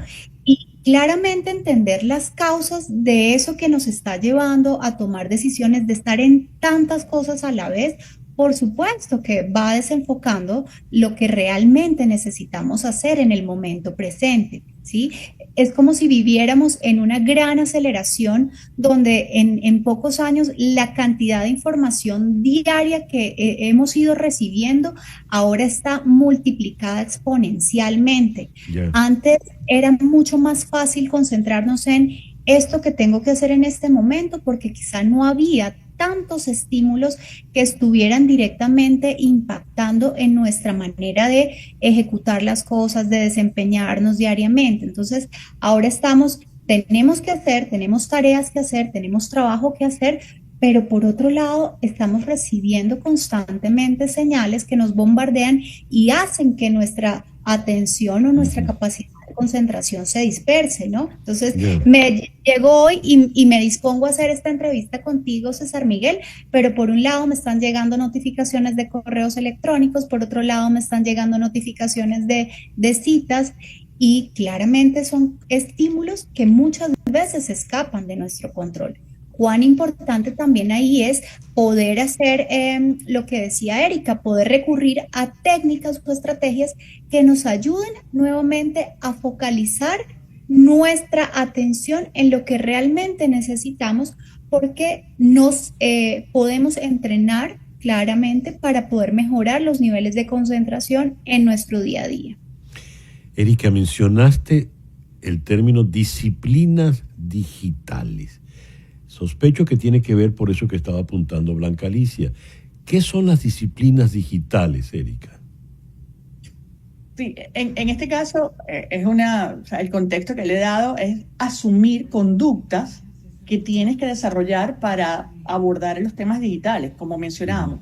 Si vas a trabajar, establece unos tiempos donde estás haciendo foco sin interrupciones. Entonces, haga las porque como decir, el contexto constantemente está información y eso no lo vas a controlar. O sea, tú no vas a controlar si te están enviando un correo, están escribiendo un mensaje de WhatsApp, están publicando en Instagram, en Facebook, en todas estas redes. No, lo que tienes es que establecer tú como persona esa disciplina. Bueno, con los tiempos, como decíamos, de foco, establezco unos tiempos donde no tengo uso de teléfono, muchos lo llaman el detox digital, pero a lo mejor hacer un detox digital por 21 días es como extremo, pero a lo mejor puedes hacer un detox digital un día a la semana, a lo mejor el fin de semana, el domingo, cuando estás en tu casa con tu familia, o tómate un tiempo sencillamente para alejar de todos estos entornos durante un periodo de tiempo que tú consideres viable dentro de tu rutina de vida. Y que, por ejemplo, también yo veo mucho, la gente tiene que aprender a limpiar el correo electrónico. Es impresionante la cantidad de correo electrónico que tenemos en nuestros teléfonos o en nuestras plataformas. No lo hemos leído o decimos que lo vamos a leer después. El otro día yo hacía una encuesta y le decía a las personas, vean sus teléfonos y vean cuántas notificaciones de correos sin leer. Entonces eso forma parte también de que te genera angustia. Tú ves eso y dices, tengo 500 correos por leer. ¿En qué momento vas a leer eso? Entonces realmente establece una rutina semanal de revisar el contenido que no va, bueno, esto no lo voy a leer o lo voy a pensar que lo voy a leer después, entonces lo archivo, para ir limpiando y despejando inclusive mi zona de trabajo, que en este caso pensando en una actividad concreta que es el correo. Igual los WhatsApp, no los vas a leer, guárdalos, archiva, quita de acciones que ya no estás utilizando, o sea, establecer rutinas, y a eso me refiero con el tema de las disciplinas digitales. Por lo que estabas comentando, Erika, les cuento una anécdota que me pasó hace unos meses. Me habían incorporado en un grupo de estos de chat en el WhatsApp con mucha gente, y mucha gente joven. Claro, yo siempre, en donde estoy, suelo ser el mayor, ¿no? El más viejo. Pero esto había gente muy joven y se comunicaban continuamente sobre cualquier cantidad de cosas, no necesariamente las que eran referentes al objetivo de ese chat. Y me ocurría que yo no me asomo con frecuencia al WhatsApp, y cuando me asomaba era una ristra de conversaciones que estaban abiertas, y ponerme a leerlos, bueno, decidí, miren, yo tengo que retirarme de esto. Cuando ustedes quieran decirme algo puntual, me lo dicen de manera directa. Mira, hablando del teléfono y del WhatsApp y estas cosas, leo lo siguiente. Contrario a la creencia común de que los teléfonos celulares son la principal causa del problema, la tecnología es solo una parte del mismo. Aunque las aplicaciones móviles están diseñadas para captar nuestra atención, existen al menos otros 12 factores que pueden afectar nuestra capacidad de atención. La comida que consumimos, la cultura laboral, las escuelas y la contaminación del aire también desempeñan un papel importante. Me gustaría tu comentario, Blanca Alicia, sobre esos otros elementos que pareciera que damos de gratis y sí influyen en la dificultad para concentrarnos. Claro, César Miguel. Esos otros factores distractores, como lo mencionas tú, la contaminación, la alimentación, el entorno y todas aquellas otras cosas que en este momento de nuestra vida pueden estar impactando en nuestra capacidad para concentrarnos, pues básicamente afectan por mucho no solamente cómo nos sentimos, sino también cuán motivados incluso a veces estamos frente a una tarea. Entonces, si yo no me encuentro, por ejemplo, no he dormido bien, ¿cómo están mis rutinas de autocuidado? ¿Cómo están mis hábitos alimenticios? Si yo no tengo también la capacidad para poder encontrar el equilibrio en ese momento de cómo me siento y de ser muy consciente de cómo está mi cuerpo, por supuesto que mi capacidad para poder tener una atención sostenida en una tarea en específico va a verse afectada. Entonces, cuando pensamos en la capacidad de concentrarnos, claramente vemos que muchas veces lo primero que se ve afectado es el trabajo, ¿no? O aquellas tareas que son de mayor responsabilidad, el tema de los estudios, de cuando los chicos van a la universidad o a la escuela y se imposibilita también concentrarse. Entonces, tenemos que ver que detrás de eso también tenemos que cuidar cómo estamos y ser muy conscientes de aquello que viene a llevarnos a funcionar de una manera adecuada o no. Entonces, la higiene, por ejemplo, la higiene del sueño, también la higiene de nuestro entorno y de nuestro espacio de trabajo es absolutamente vital para poderlo tener.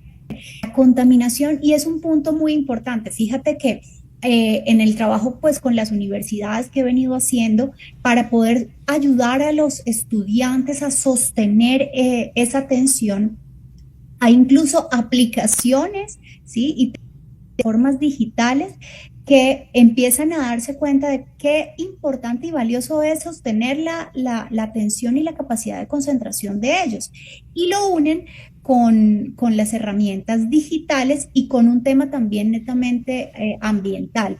Hay una de ellas que se llama Forest. Entonces, utilizan la técnica, como lo decía Erika, la técnica Pomodoro, ¿no? Y es poder mantener la concentración por lo menos por 25 minutos y eso lleva a que el algoritmo de la aplicación empiece a crear un arbolito. Si llegas y pierdes el foco y utilizas, por ejemplo, el celular o abres una red social, inmediatamente la planta empieza a morir. Y esta aplicación tiene un componente pues muy bonito ambiental porque también a sembrar árboles en el planeta. Y que esto pues claramente nos ayuda a tener un nivel mayor de conciencia ecológica que por supuesto a veces va en contravía de lo que es el tema digital, el uso de las tecnologías, incluso ahora todo el uso de las inteligencias artificiales, ¿no? Como esto pues también impacta en el estrés y en cómo se sienten las personas cuando hacen un uso inadecuado de estas nuevas herramientas. Erika, a beneficio de nuestra audiencia, ¿qué tips les puedes dar a nuestros amigas y amigos sobre cómo poder aprovechar el tiempo para distraer, para despejar elementos que nos distraigan? Por ejemplo, Blanca Alicia ya nos dio un referente, bueno, 25 minutos de concentración. 25 minutos pueden ser muy, muy provechosos. Descanso un rato y después vuelvo con otros 25 minutos. Pero para que sean realmente provechosos, esos tips que nos diste de la disciplina digital, ¿qué debemos hacer, Erika, por favor? Pues aquí te cuento que afortunadamente, así como necesitamos a veces coaches o personas externas para darnos información. Sí, adelante, okay. Erika. Perfecto. Sí, perdón. No te preocupes, tenemos aquí recomendaciones de herramientas que ayudan, porque a lo mejor decimos disciplina y eso a veces no es tan fácil hacerlo solo. Entonces ya Blanca trajo una de las herramientas que yo pensaba mencionarles, que es Forest, que es una herramienta lúdica, es una aplicación que puedes descargar. Pero hay otras aplicaciones, voy a tomarme el tiempo de nombrarlas algunas. Además, por favor, están diseñadas en función, me da mucha risa porque están diseñadas en función del nivel de autocontrol que puedas tener frente a esto. Entonces, tenemos herramientas lúdicas, como mencionaba Blanca de Forest. Hay una que se llama Rescue Time, así tal cual, como suena en inglés, y lo que hace es que la instala y te ayuda a registrar el tiempo que estás usando en la computadora y te da reportes de productividad y te alerta utilizando páginas de redes sociales, etcétera, para que tengas como un diagnóstico, cómo se te está yendo el tiempo, y eso a veces, porque las personas a veces no nos damos cuenta del tiempo que invertimos en esto. Hay otra que es muy interesante que se llama Cold Turkey. Me da mucha risa este nombre y dice que es muy estricta porque dice, estas son para usuarios que necesitan un control radical para evitar tentaciones. Entonces lo que hace es que parametrizas el bloqueo de las páginas. O sea, ni siquiera es que tienes acceso. Tú dices, durante tal tiempo yo bloqueo la página de Facebook, la página de Instagram, bloqueo las páginas que me distraen y durante ese tiempo, o sea, a lo mejor en horario laboral, no vas a tener acceso en tu computadora a esas páginas porque definitivamente lo programaste de esa forma. Y tenemos otra que se llama Freedom, que también hace lo mismo, aunque dice que es mucho más flexible que Turkey, porque en la de Turkey dice, es radical, no vas a poder ni siquiera tú mismo después decir, le voy a quitar el tiempo para programarlo, no. Ya, una vez que lo hiciste, ella tiene una dinámica para eso. Entonces vamos a tener también herramientas digitales que nos apoyan si tenemos tanto control personal para resistirnos a la tentación de un ping cuando suena alguna de las notificaciones. Pero qué práctico, voy a tener que aplicar todo eso, ¿no? Y me quedé con la técnica Pomodoro, no sé si porque tengo hambre ya a estas alturas y pienso en una pasta al pomodoro, pero voy a averiguar un poco más de eso. Muchísimas gracias, Erika, muchísimas gracias, Blanca Alicia, por acompañarnos en el foro de hoy. Muchísimas gracias. Gracias, César Miguel, Erika. Hasta luego. Blanca Alicia Sanguino es psicóloga, está en Bogotá, y Erika Montero es coach, online business coach, especializada precisamente en herramientas digitales aquí en Miami. 7.1 FM. Son las 10:36 de la mañana, hora del este, aquí en los Estados Unidos. Hubo una conversación telefónica, la primera formalmente desde que el presidente Trump regresó a la Casa Blanca, entre él y el presidente chino Xi Jinping. Fue una conversación cordial, según el presidente Trump, y duró unos 90 minutos, una larga conversación. El detalle está en que no parecen coincidir las informaciones que al término de la conversación dan la Casa Blanca y la presidencia china. Vamos a consultar con un experto, el profesor Eduardo Gamarra de la FIU aquí en Miami. Eduardo, muchísimas gracias por atendernos en la mañana de hoy. Contrario, un placer siempre, César Miguel, gracias.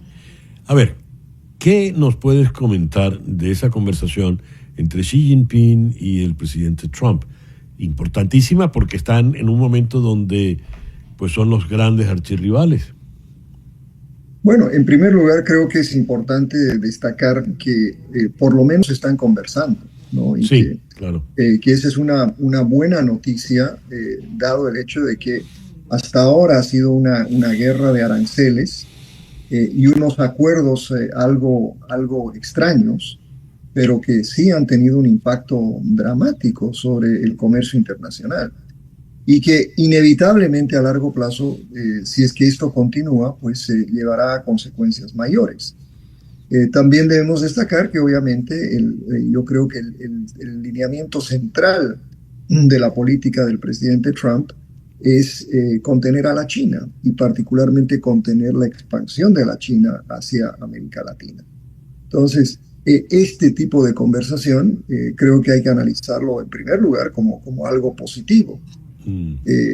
Ahora, la pregunta tuya es ¿por qué las diferentes versiones? Sí. Porque son dos máquinas de relaciones públicas diferentes. Las relaciones públicas chinas son extraordinariamente cautelosas, son extraordinariamente, voy a usar la siguiente palabra, profesionales, ¿no? Ahí no se dice absolutamente nada que no sea la línea oficial. No hay interpretaciones, no hay especulaciones. Y eso contrasta de manera radical con el tipo de comunicación que tiene el presidente Trump. En primer lugar, él es el vocero principal.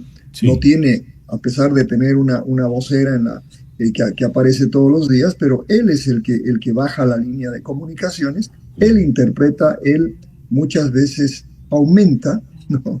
Eso es precisamente lo que tuvimos ayer, ¿no? Una interpretación muy a lo Donald Trump, que de alguna manera pues llena de expectativas, y en este sentido creo que expectativas positivas, porque la verdad es que el mercado está bastante turbulento, especialmente en cuanto a las relaciones comerciales con China se refiere.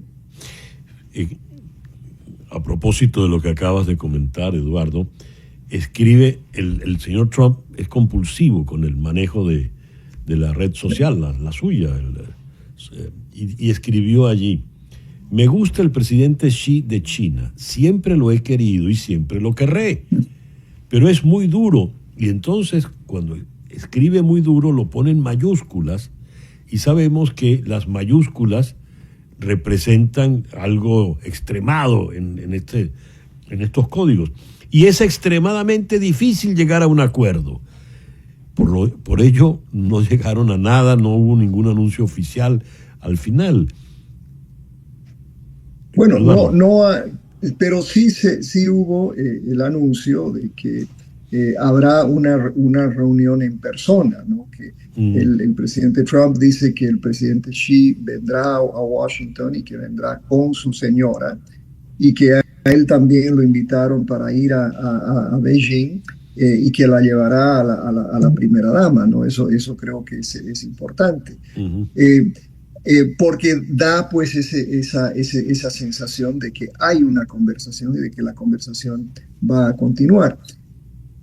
Sin embargo, ¿no? Y siempre hay un sin embargo, el tipo de interpretación que hace el presidente es personal, tiene poco que ver con la sustancia de lo que está en juego, uh-huh. Que es no solo el nivel de tarifas, no solo el cómo se relacionará Estados Unidos con la China. No se trata de que si uno quiere o no quiere al rival. Generalmente las relaciones personales, hay gente que se odia y que sin embargo tiene muy buenas relaciones comerciales. Uh-huh. ¿No? Entonces, pero el presidente Trump siempre enfatiza lo personal en su relacionamiento con otros líderes del mundo. Y los líderes del mundo están acostumbrados precisamente a ese tipo de descripción, a ese tipo de reacción del presidente Trump. Eduardo, el presidente en un primer momento puso la vara muy alta, 145%. Luego la bajó de una manera dramática al 30%. Entre otras, eso es uno de los argumentos de los que manejan ahora la figura taco, ¿no? Trump always chickens out. Chickens out, sí. Pero ese tipo de circunstancia, ¿a dónde va a llegar? Las negociaciones son para seguir bajando aún más el 30%. ¿Qué sería lo que tendrían sobre la mesa para discutir en la eventualidad del encuentro? Bueno, hay dos situaciones importantes y algo contradictorias en este sentido. Uno es que este modelo de negociación, que yo a verazos subo las tasas de aranceles a niveles insostenibles, sabiendo que inevitablemente esos van a bajar. Es decir, es una táctica más que una estrategia, ¿no? Porque es de corto plazo, yo obligo entonces al contrincante a responder y eventualmente llegamos a un nivel al nivel que originalmente quería el presidente Trump. Al menos eso es lo que nos explica. Eso tiene serias consecuencias y las consecuencias la estamos viendo. Hay un nivel de volatilidad y de incertidumbre en el mercado. Eso no, bajo cualquier circunstancia. Los mercados siempre buscan algo de estabilidad y consistencia y tendencias. Hay suficiente volatilidad sin la intervención de actores como el presidente Trump, por una parte.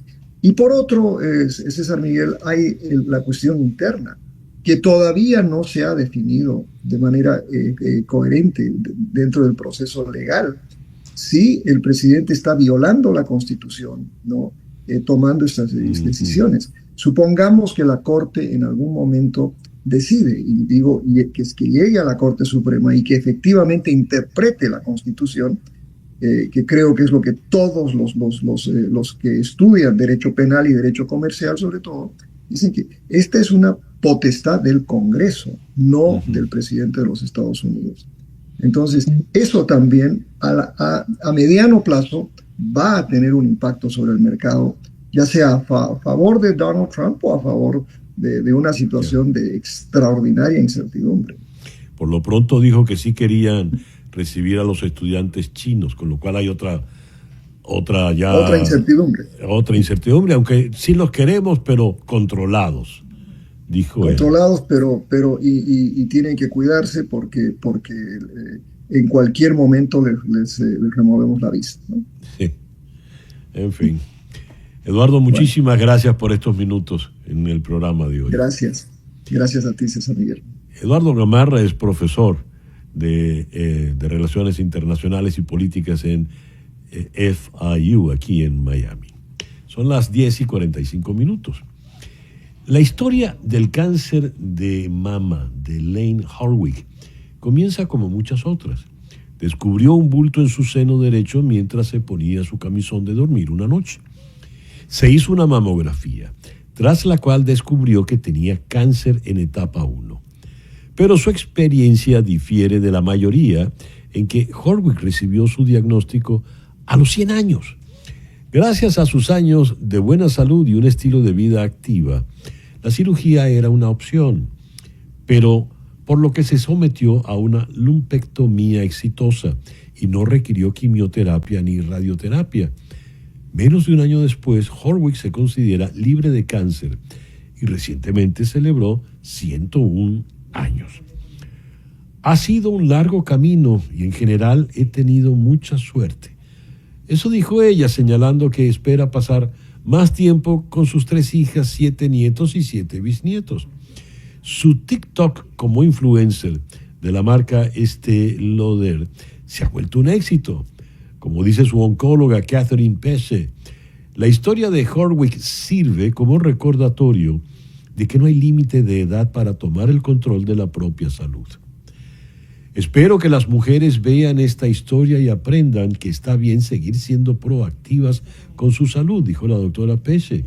En general, mi consejo es que si creen que van a vivir 5 años más, sigan haciéndose mamografías anualmente. Fin de la cita. Si necesitaban una señal para programar su próxima revisión, esta es la señal indicada, sin lugar a dudas. Ahora, Wilson, nuestro director, por favor, pon el video que queremos ver.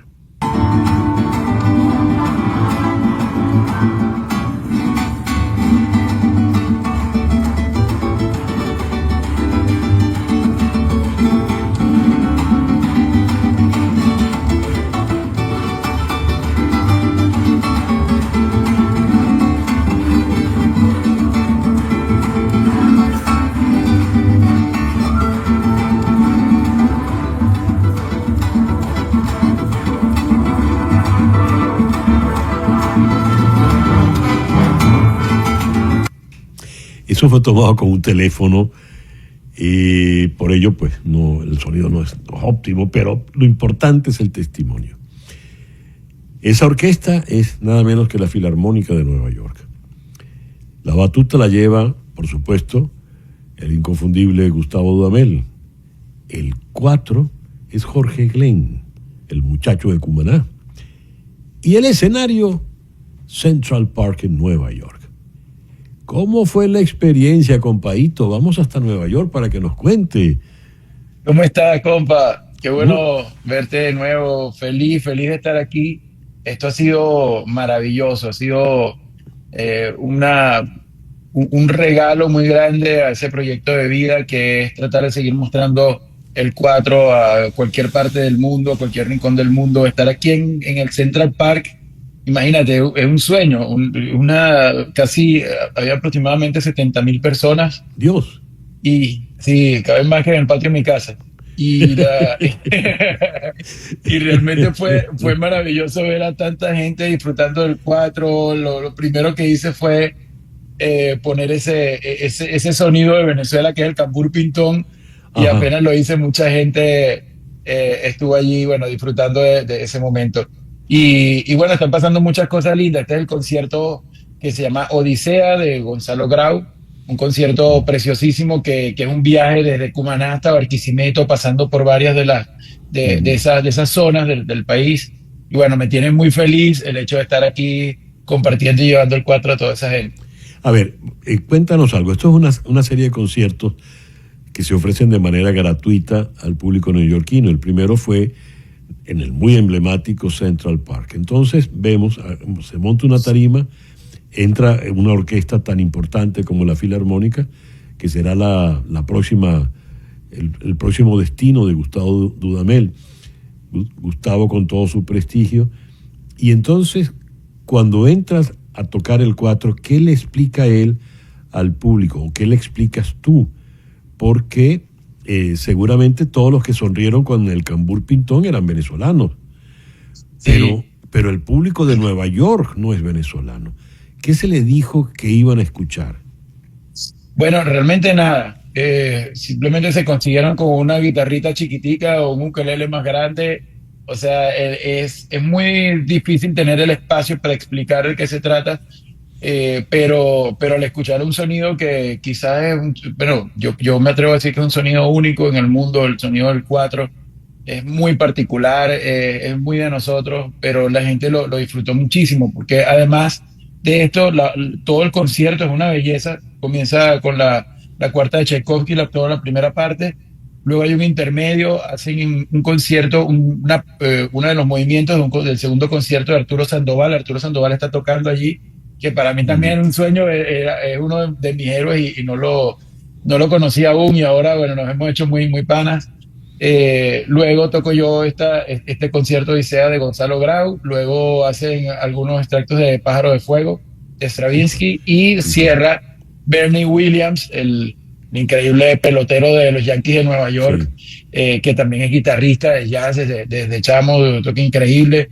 Que para mí, de hecho, te cuento algo, me dio mucha risa porque me llaman de la Filarmónica de Nueva York y me dicen que mira, solamente tenemos 3 camerinos, el del maestro Gustavo, por supuesto, el de el maestro Arturo Sandoval, pero que es un camerino y queremos saber si tú puedes compartirlo con Bernie Williams. Y yo, ¿qué? No puede. Y yo, claro, para mí es un honor muy grande estar con uno de mis héroes que veía desde chamito también. Y bueno, nada, es preciosísima la obra. Hicimos este primer concierto en el Central Park. Ayer estuvimos tocando en el Van Cortlandt del Bronx. Estuvo lindísimo el concierto, muchísima gente también. Hoy va a ser en Brooklyn, en el Prospect Park. Se espera muchísima gente también el día de hoy, y mañana cierra en el Cunningham Park de Queens. Así que cierra esta serie de 4 conciertos con la Filarmónica de Nueva York, una de las orquestas más importantes del mundo.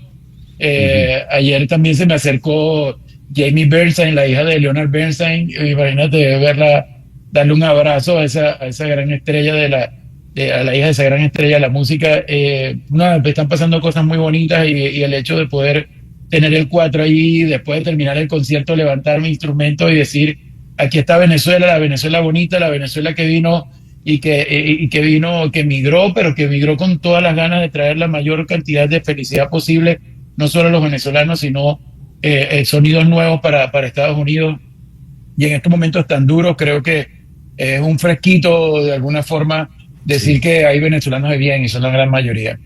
Evidentemente, esa es la gran importancia, porque el momento en que estabas tú seduciendo a Nueva York con el concierto para 4 y orquesta de Gonzalo Grau, Odisea, estaba dándose el decreto en Washington, en la Casa Blanca, contra varios países, restringiendo la entrada, entre ellos a los venezolanos, ¿no? Presumiendo pues que no somos el pueblo noble, que sí en efecto somos. Pero eso lo vamos a superar, como todas las cosas siempre se superan. La reacción del público, ¿cuál fue? ¿Qué te dice Gustavo aquí entre nos? ¿Qué te dijo Gustavo? ¿Cómo se siente él con la experiencia? Gustavo está feliz con lo que está pasando. La obra es una belleza, es la obra, digamos, aparte de Tchaikovsky, es la obra más larga que estamos haciendo en este concierto. Yo creo que es maravilloso el hecho de poder escuchar la Filarmónica de Nueva York tocando malagueñas, polos, quichimba, chimbangle, merengue caraqueño, joropos, estribillos con golpe larense mezclados. O sea, escuchar a toda la orquesta tocando eso, kitiplá, viendo a los percusionistas tocando kitiplá. El maraquero es hindú, o sea, yo tuve que sentarme con él un ratito. Mira, el joropo es así, el 3/4 es así, el 6/8 es así. Es muy lindo la experiencia que estamos viviendo. Los músicos de la orquesta, ¿qué dicen? Porque estás comentando una serie de ritmos que tienen su truquito, tienen sus dificultades. A uno no le resultan difíciles porque uno los está oyendo desde niños. Sí, pero lo lindo es que realmente está muy bien escrita la obra. Gonzalo Grau es un gran genio. Nosotros tuvimos un solo ensayo. O sea, el primer ensayo, que fue el día antes del primer concierto, ya eso fue lo que se ensayó. Ensayamos como 20 minutos, la obra la vimos, y luego al escenario. Entonces eso dice muchísimo, esa orquesta maravillosa, son unos músicos increíbles, pero es muy bonito también ver algo que te voy a decir acá muy personalmente. Vi a una colombiana, me dice, soy la única latina aquí, y luego me conseguí a un español que me dice, mira, yo sí, el español que tengo 24 años en esta orquesta, y te voy a decir algo, estoy muy emocionado de que Gustavo esté entrando a la orquesta, porque creo que por primera vez veo tantos latinos y tanta música de nosotros aquí, tanta gente maravillosa y solistas increíbles, así que esto es un respiro enorme, no solo para la Filarmónica de Nueva York, sino también para mi vida dentro de la orquesta. Entonces eso me pareció maravilloso y decía, Claro. bravo Gustavo, qué lindo lo que está sucediendo hoy en día con todo esto. Además, es una orquesta emblemática, es la orquesta que dirigió como titular Bernstein, Toscanini, Sí. Zubin Mehta, Pierre Boulez, en fin, estamos hablando de los grandes nombres de la dirección, ¿no? Sin lugar a dudas. Sí. Bueno, compadito, a ver cuando esté de regreso para que nos siga usted deleitando, ¿no? Claro que sí. No, y ojalá se den cositas porque de verdad que me encantaría que hiciéramos este concierto en Miami y próximamente en Venezuela. Ese sería un triunfazo ir por toda Venezuela haciendo este concierto cuando estemos en libertad y estemos ahí recibiendo ese tricolor con el mayor brillo. Así será. Así será. Fuerte abrazo, Cuídate, compadito. compadito. Cuídate Te quiero, mucho, Jorge. saludos. Igual. El gran Jorge Glenn, la humildad, la sencillez de Jorge, proverbial. Me parece, a mí siempre cuando hablo con él tengo la sensación de que él salió de Cumaná ayer, porque tiene el mar encima, prácticamente. Bien, este lunes en Conexión, lo más importante con relación a la ley de presupuesto, ¿se aprobará en el Senado? ¿Cuáles son los cambios que pueden venir este lunes en Conexión? Gracias pues por permitirnos estar allí. Tengan todos el mejor día posible y un buen y reparador fin de semana.